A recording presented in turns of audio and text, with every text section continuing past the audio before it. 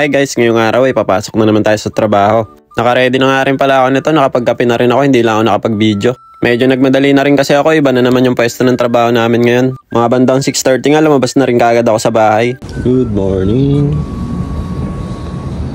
6:30 na, umaga na. Panibagong araw, panibagong trabaho na naman tayo guys. Pero okay lang yan, sabi ko nga sa inyo.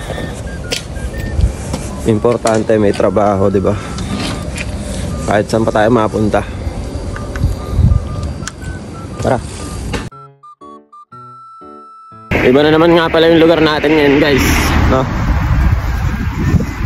Doon naman ako ngayon sa may Nakayama Station. Kaya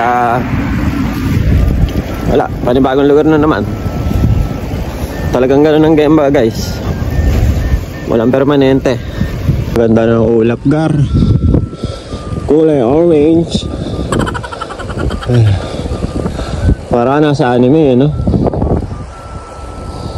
Sa mga nagtatanong nga pala dyan guys kung paano daw ako bumibili ng ticket, ganito lang. Naglalagay lang ako ng 100 yen dyan.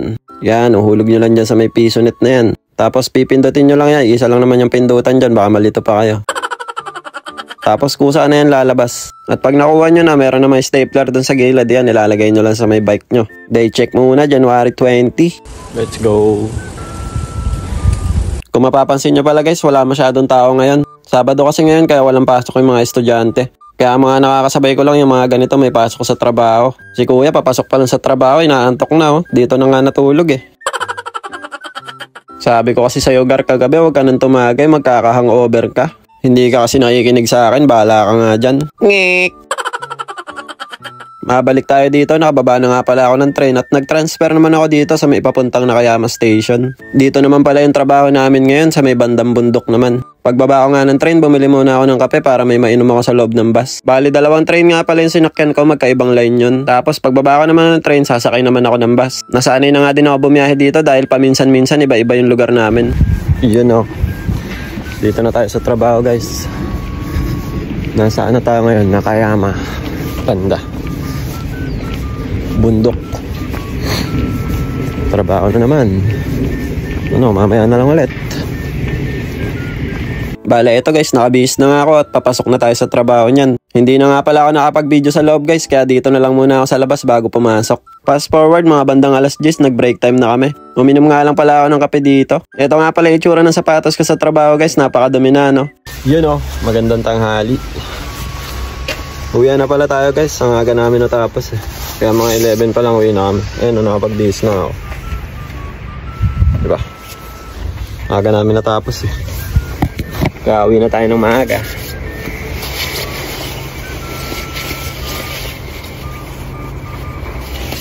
Let's go! Bale, eto guys, fast forward, nakasakay na nga ako ng bus. Hindi na nga rin pala ako masyado nag-video sa biyahe para hindi na humaba ulit yung vlog natin. Nung pagkababa ko nga ng train kanina, dumaan muna ako dito sa may bilihan ng mga ulam. Binilang ko na rin si mama ng saging dahil gagawa raw siya ng shake. Bumili na rin ako ng bawang, tapos ng baboy. Umuulan kasi ngayon guys, kaya naisipan namin ni Mami Cherry na magnilagang baboy kami. Ito, bumili na ako ng maraming gulay, tapos dalawang repak na baboy, tapos dinagdagan ko na lang ng chicken wings. Grabe yung voice over ko, hinihingal ako ah. At pagkatapos ko naman bumili ng mga lulutuing ulam, naghanap naman ako ng pasalubong sa dalawang bata. Bumili nga pala ulit ako ng marshmallow, dalawa na yung binili ko para hindi na sila magagawan. Tapos dinagdagan ko lang din ng tinapay na parang cream para meron silang merienda pag uwi ko. Fast forward, nakuha ko na nga pala yung bike ko at pauwi na rin tayo. Maambon pala ngayon guys, buti na nga lang mahina pa. Then pinamili ko. Yung iba nilagay ko na lang sa bag ko kasi ano eh, mabigat pag nilagay ko lahat sa plastic. Buti na lang yung bag ko ngayon, wala masyadong laman kasi hindi naman ako nagbaon eh. Bale, ito fast forward, mga bandang 12:30 nga, nandito na rin ako sa bahay. Pagdating ko nga sa bahay, kala nila wala akong uwi. Kasi yung ibang pinamili ko, nilagay ko sa bag ko. Pero si Seichi, malakas yung kutob niya sa bag ko eh. Kasi minsan pala guys, pag hindi ko bitbit yung uwi ko sa kanila, alam nila na nasa loob ng bag ko kaya inaabangan talaga nila. Nagustuhan nga nila yung binili ko na parang cream Natawa nga kami ni Mami Cherry kanina. Kasi si Saori tsaka si Seichi kinain nila tigalawa. Tapos binigyan ko si Mama ng isa tsaka si Mami Cherry. Tapos yung natira naman tatlo, si Seichi, alam nyo ba ginawa? Pinasok sa loob ng trap para hindi makain ng ate niya.